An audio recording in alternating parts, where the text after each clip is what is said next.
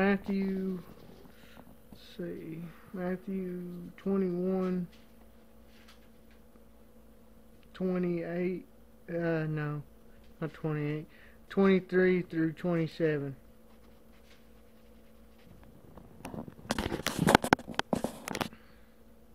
Upon entering the temple, the chief priests and elders of the people stepped to him during his teaching and said, "By what authority are you doing these things, and who gave you this authority?"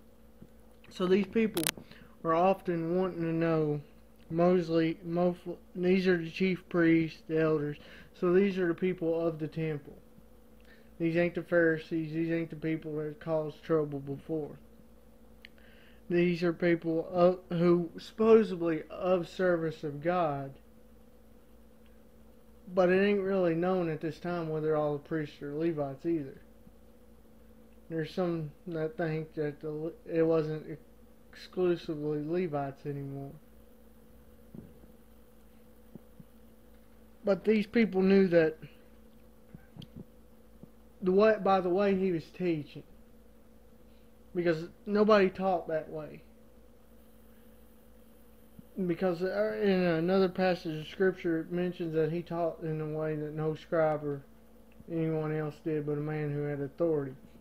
So this is why they bring it up. Well, who gives you the authority to teach that way? Because they knew the prophets had authority from God.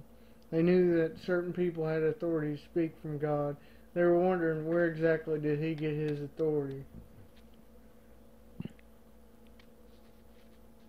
Jesus answered them, "Let me ask you one question too, and if you answer me, then I will answer you. Then I will tell you what authority I do these things." Jesus is saying, you answer this, I'll tell you. This group, I don't think, is actually trying to trick Jesus. The Pharisees tried to trick him with their questions. These people are trying to actually figure out Jesus. Where did John's baptism come from? This is Jesus' question. From heaven or from men?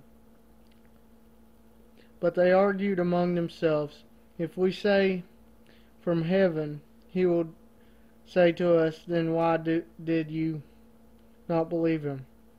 So these people are realizing we can't answer this. They're making this question complicated. They're realizing because of what they've done that they genuinely can't answer yes, because their actions didn't see the answer as being yes.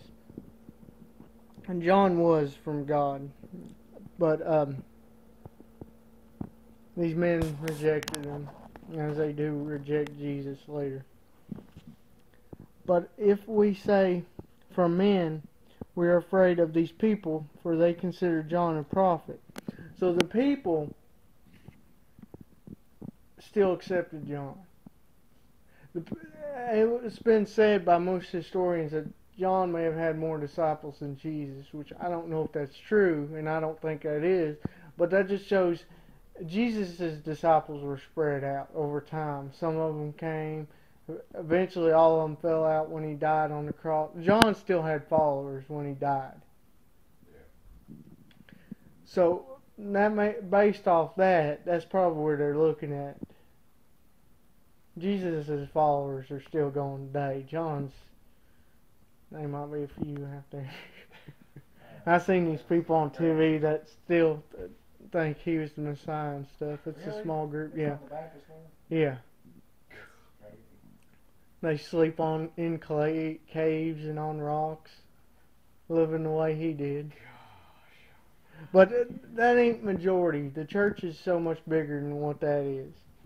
So John, the people accepted John, but most of these people, it may have not been most, because some of Jesus' 12 was of John's disciples, 2 of them at least. So some of them accepted John, and then some of them didn't have enough faith to see that Jesus was who John talked about. But the people, it was close to rioting when John died. Yeah, it could have caused mass problems, but it happened. So they answered Jesus, "We do not know." He said to them, "Neither do I tell you by what authority I do these things." So these people, they just don't want to answer the question. They know that it'll cause them trouble because of the things they've done. The fact is that these people wanted John to die because he was taking the power away from them. Because John was a priest. Legally, he was a Levite.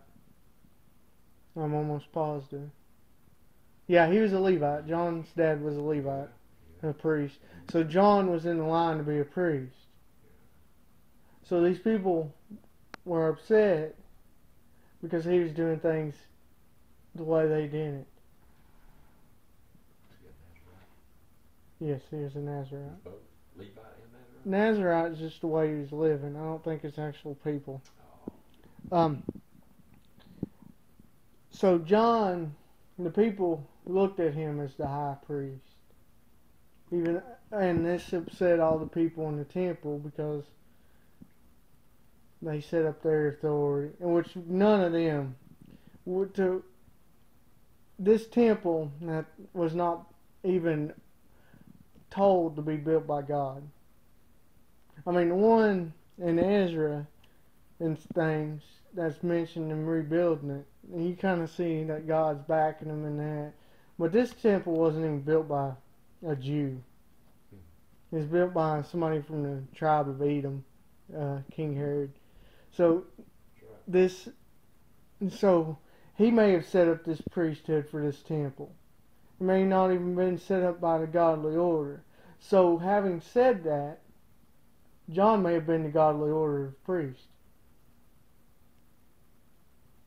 So that was a new temple. Yes. It's only been maybe 40 years old. Yes, it was a new temple. But John, what he was doing, may have been, John was doing God's will. And God was favoring what John was doing. I don't think he had much favor for what was going on in the temple based on how Jesus acted, overthrew the tables, they were making money, giving praise to Caesar. So the people loved John. But the people in control, probably the Pharisees, some of the Pharisees probably were in the temple, worked in there, considered themselves priests. They had a problem with it. And they had a little hand in hand with the Rome. They scratched your back, I'll scratch you scratch mine, I'll scratch your type thing. They had power to get John dead. And they ended up happening through that lady asking for his head. So these people knew, they just knew it'd cause problems.